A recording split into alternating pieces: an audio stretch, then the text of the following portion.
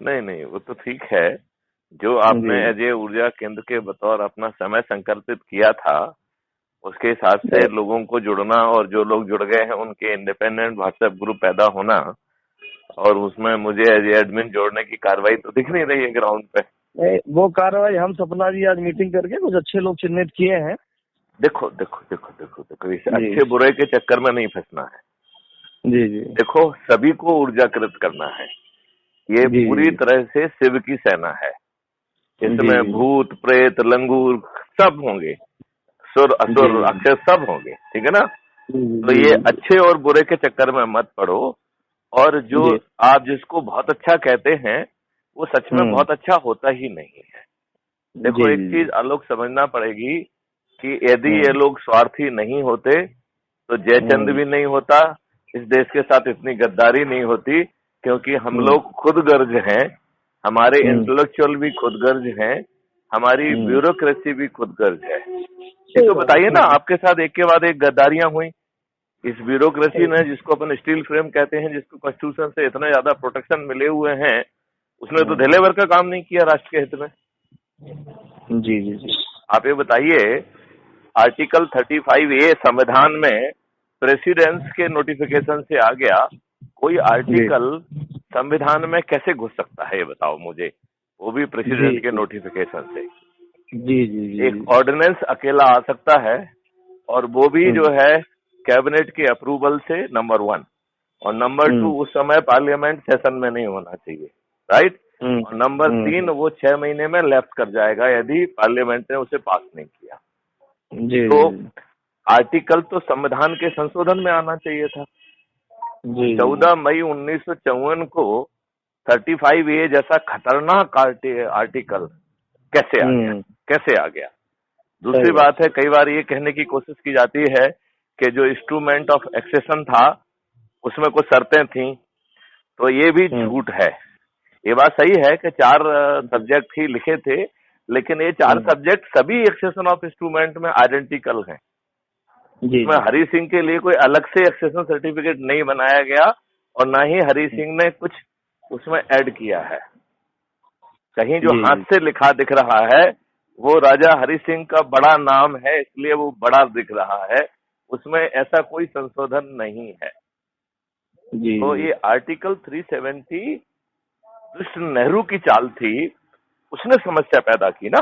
370 को तो BR आम्बेडकर तो नहीं चाह रहे थे उसे, नहीं। लेकिन सवाल ये नहीं है, सवाल ये है कि जिस ब्यूरोक्रेसी को Sardar Patel steel frame of bureau कहते थे, वो कितना स्वार्थी फ्रेम था कि उसने ये बात जनता के सामने क्यों नहीं लाई। जी सर। क्यों नहीं लाया? ये इंटेलेक्चुअल, ये मीडिया, ये इतने बड़े बड़े लोग। और फिर हमें ये बात जुडिशरी से भी पूछना चाहिए कि 2014 में पुष्पेंद्रन पार्टी ने, सुशील पंडित वगैरह ने इसको माननीय उच्चतम न्यायालय में भी PI लगाई गई थी, तो 19 में ये हटा है। तो 5 साल एक बच्चे को समझ में आएगा कि कोई आर्टिकल संविधान में बिना संशोधन के नहीं आ सकता है, राइट। तो फिर ये दुष्टापूर्वक कैसे आया? बिल्कुल सही। देखिए, प्राइम मिनिस्टर को कोई अधिकार प्राप्त नहीं होते हैं, और यदि प्राइम मिनिस्टर अपने आप में आइसोलेशन में कोई काम कर रहा है तो वो संविधान की व्यवस्था के विपरीत है। अदरवाइज प्राइम मिनिस्टर को वही अधिकार प्राप्त है जो कैबिनेट में चर्चा होकर अनुमोदित होते हैं। जी सर। इससे हटके प्राइम मिनिस्टर को कोई अधिकार नहीं है। जी सर। जी सर। फिर ये प्राइम मिनिस्टर जो है अपने मन से अपने कुछ भी उधड़बेन करते रहते हैं, ये अधिकार कहाँ से मिला है? तो संवैधानिक व्यवस्था के अनुरूप नहीं है। बिल्कुल सर। तो मेरा ये कहना है कि आप ये अच्छे बुरे के चक्कर में मत रहिए। जो बड़े लोग हैं, जो ऊंचे पदों पर बैठे हुए हैं, वो निहायत ही स्वार्थी लोग हैं। वो अपना हित साधते हैं सेवा के दौरान भी और सेवा के बाद भी। नाम से बनाना सर, ऊर्जा केंद्र के नाम से है? ग्रुप ऊर्जा केंद्र के नाम से होना चाहिए। उसको CFB ऊर्जा समूह बनाइए या एनर्जी सेंटर बना लीजिए, जो आपको अच्छा लग रहा है। CFB EC बना दीजिए और ब्रैकेट में अपना नाम लिख दीजिए, आलोक सोलंकी। मैं मथुरा में हूँ, बादशाह ग्राम में। कहीं भी बने रहो ना, तो वहाँ जो लोग हैं उनसे बातचीत करो। मैं ये कह रहा हूँ, यहाँ आया हूँ, एक बेचारी बच्ची के साथ अनीति हो रही है, उसको घर से बाहर निकाल दिया, और उसको घर से बाहर क्यों निकाल दिया है? कप्तान से मिलने उसको किराए पर रख दिया। पहले कहा कि यहाँ का माहौल ठीक नहीं, 1-2 महीने किराए पर रहो, शांति हो जाएगी, फिर तुम्हें वापस ले लेंगे। अब वो परमानेंट और लिखित में समझौता करके दिया हाईवे थाने में कि इसका खर्च पूरा हम उठाएंगे, ना उठाएं तो मैं जिम्मेदार हूँ, ससुर ने लिख के दिया। वो गैजेटेड ऑफिसर रहा है आरटीओ डिपार्टमेंट में, तो बेकार में है बहुत ज्यादा। छोटे छोटे बच्चे हैं उसके, एक 3-4 साल का, एक 7-8 साल का। नहीं तो इसका समाधान वरिष्ठ अधिकारियों से मिलके नहीं हो रहा है? अरे अधिकारी ये योगीनाथ जी के पास अप्रोच करो ना। है, योगीनाथ जी को अप्रोच करिए। हाँ, मैं पहले एक बार कप्तान से मिलता हूँ, ग्रोवर जी एमएलसी। नहीं, मेरा ये कहने का मतलब है कि देखो, जो सभी चीजें हैं वो सब करिए, राइट। पहले जैसे मान लो एसपी कलेक्टर से मिलिए, ठीक है ना, आप जो है उनके और सीनियर ऑफिसर से मिलिए, और पहले अपना डॉक्यूमेंटेशन अच्छा करिए। एक चीज समझ लीजिए कि हम अपनी बात ठीक ढंग से नहीं लिखते हैं। जैसे हम थानेदार को लिखते हैं कि कृपया जो है ना इसमें एफआईआर दर्ज कर दिया जाए। क्यों कर दिया जाए? ये यदि हम ये लिखना चालू कर दें कि ये घटना घटित हुई जो इन धाराओं के तहत अपराध है, मुझे इस बात का कानूनी ज्ञान है, राइट, मैं आपसे यह जो है मैं आपसे अनुरोध करता हूं कि आप 154(1) की सीआरपीसी के तहत कृपया अपने जो है कर्तव्य का निर्वहन करें। इससे भाषा ही बदल जाएगी। जी। जैसे मान लो हम एसपी को लिखते हैं तो एसपी को लिखें कि 154(1) में इसकी रिपोर्ट एसएचओ को की गई थी, राइट, जिन्होंने जो है ना अपने कानूनी जो है ड्यूटी का निर्वहन नहीं किया। इस संबंध में जो भी उचित प्रशासनिक कार्रवाई समझते हैं वो करें। और अब यह 154(3) में आपकी कानूनी जिम्मेवारी है, तो आपसे अनुरोध किया जाता है कि कृपया इस कानूनी जिम्मेवारी का आप निर्वहन करें, राइट। तो हम जो है भाषा में उनको लॉर्ड बना देते हैं। अंग्रेजों के समय से वो लॉर्ड बने हुए हैं। अकाउंटेबिलिटी कोई है नहीं। नेताओं ने इन्हें लॉर्ड बना के ही रखा है, क्योंकि इनको अपने कंट्रोल में कर लिया है। तो ये लॉर्ड रहेंगे तो अपने आप जो है ना नेता महालॉर्ड हो जाएंगे। बिल्कुल सही, बिल्कुल। अभी आप ये बताइए, आपके एक नजर एप्लीकेशन में भेजूंगा आपको, व्हाट्सएप में आप मुझे भेज दीजिए, लेकिन उसको सभी तथ्य और साक्ष्यों के साथ उसको लिखिए, राइट। हाँ। मतलब अपन अपनी भाषा जो है ना कि निवेदन होगा, मेहरबानी होगा, बिल्कुल नहीं है। आप तो अपना कानूनी ड्यूटी का निर्वहन करो कि आपका इस धारा के तहत ये नियम बनता है, कृपया अपनी आप ड्यूटी करो। आप हमारे ऊपर कोई मेहरबानी मत करो, अपनी ड्यूटी करो। और कल यदि आप ड्यूटी नहीं करेंगे तो आपको प्रशासनिकली और लीगली हम अकाउंटेबल करेंगे। जी। तो आलोक जो है, देखो तुम एक केस में किसी की मदद कर दोगे तो कोई फायदा नहीं होने वाला है। व्यवस्था के परिवर्तन के लिए बात करो अपना ही। देखो, व्यवस्था परिवर्तन के लिए यदि काम नहीं करोगे तो कोई फायदा नहीं होने वाला है। नहीं। Do you agree with me? एकदम। आप कितने बच्चों के पास पहुंच जाओगे, कितने के साथ ऐसा हो रहा होगा, ऐसे चारों तरफ सैकड़ों केस होंगे, राइट। क्योंकि व्यवस्था में तो अब आप ये बताओ, मैं तो ये समझ नहीं पाता हूं। मैं जब से उत्तर प्रदेश का चुनाव का रिजल्ट निकला है तब से मैं बिल्कुल किंग कर्तव्य विमूढ़ हूँ। मुझे ये बात समझ में नहीं आती है कि जब हर सीट पर योगी और मोदी का चेहरा लड़ रहा था और लोगों ने उस उम्मीदवार को वोट नहीं दिया है। लोगों ने बीजेपी को, योगी को और मोदी को वोट दिया है, और योगी को भी बुलडोजर मुख्यमंत्री के रूप में वोट दिया है, इनकाउंटर मुख्यमंत्री के रूप में वोट दिया है कि इस व्यक्ति में दम है, ये मुझे अपराधियों से बचाएगा। लोगों ने जो है, जो इवन यादव जाति के भी लोग थे, अंत समय में उन्होंने अपना पाला बदला, और बहुत सारे यादवों ने भी और दलितों ने तो पूरा भर भर के जो है योगी को वोट दिया, क्योंकि उसे मालूम था कि ये दुष्ट लोग जो है सबसे ज्यादा मट्टी पलीत जो है वो दलितों के ही करने वाले हैं, राइट। अब सवाल ये उठता है कि जब हर जो है सीट पर योगी और मोदी का चेहरा ही लड़ रहा था तो इनने अपराधियों को टिकट क्यों दिए? आज जो है उत्तर प्रदेश की विधानसभा में 51% एमएलए आपराधिक रिकॉर्ड के हैं।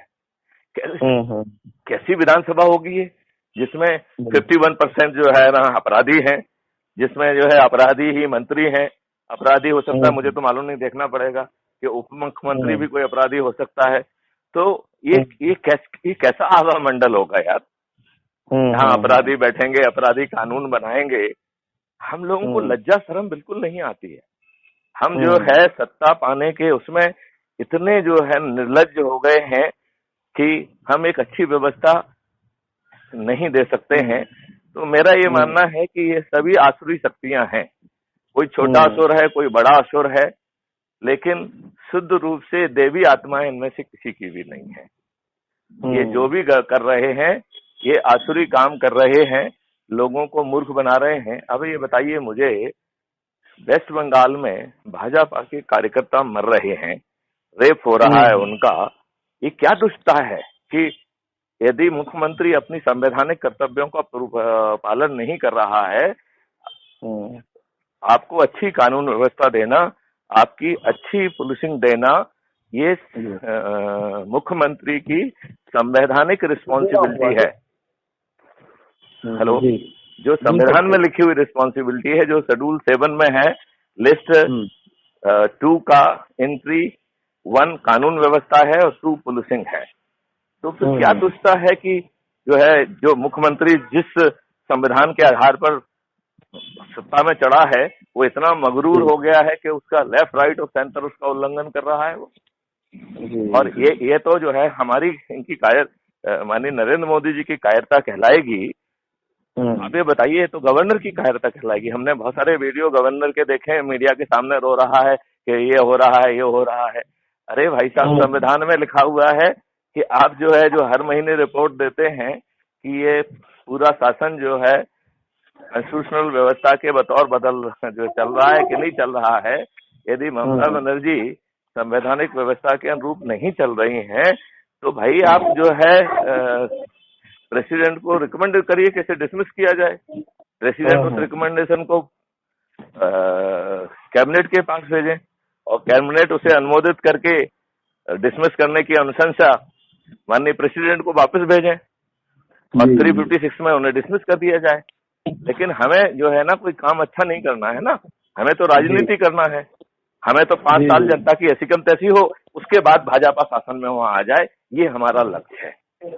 हमें आज हमारे कार्यकर्ता मरे, उससे हमें कोई लेना देना नहीं। ये बात आप मानते हैं कि नहीं मानते हैं? एकदम सर, एकदम। तो फिर अब सवाल यही उठता है कि इसका विकल्प है तपस्या, और तपस्या का मतलब है, कलयुग में ये तपस्या है कि जनता को ऊर्जा करो। तो ऊर्जा केंद्र करो, जैसे मैग्नेट अपने आसपास आए हुए सभी लोहे को जो है मैग्नेटाइज करके विद इन नो टाइम जो है ना चारों तरफ ऊर्जा को फैला देता है। जिसे कबीरदास जी ने अपने भाषा में कहा है कि लाली मेरे लाल की जित देखो तित लाल, और लाली देखन में चली तो मैं भी हो गई लाल। राइट? तो ऊर्जा का प्रकाश चारों तरफ कर दीजिए। और आपके प्रभाव क्षेत्र में यदि कुछ पत्थर भी आपका सामना होता है, क्योंकि लोगों के इतने स्वार्थ रहे हैं, पेसिमिज्म रही है, तो पत्थरों से मत घबराइए। इन पत्थरों पर जब चारों तरफ से ऊर्जा पड़ेगी तो ये पत्थर जो है महा ऊर्जा केंद्र में कन्वर्ट हो जाएंगे।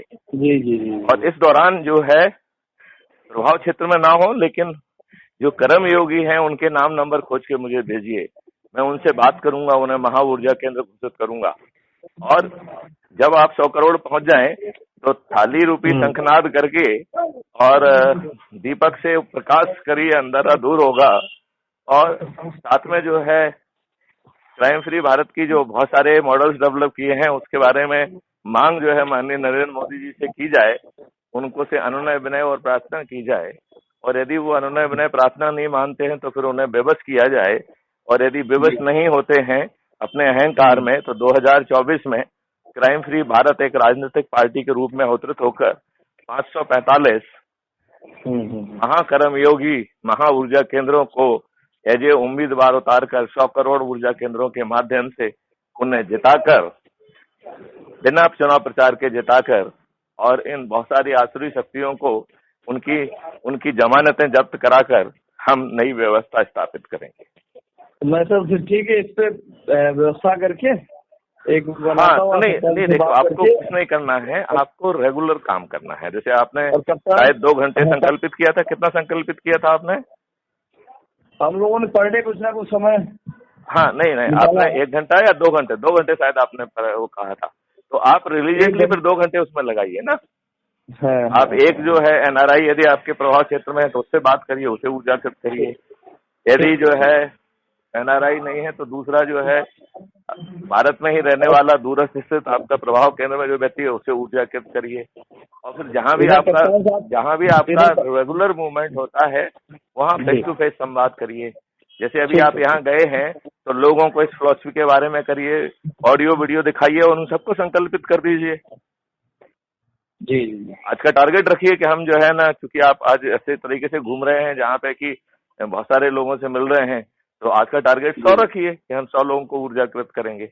लेकिन फिर जो है उन 100 लोगों को अपने व्हाट्सएप ग्रुप में जोड़ना है और उन 100 लोगों के अलग अलग व्हाट्सएप ग्रुप भी बनेंगे और सभी में मुझे एडमिन बना दीजिए, ठीक है ना।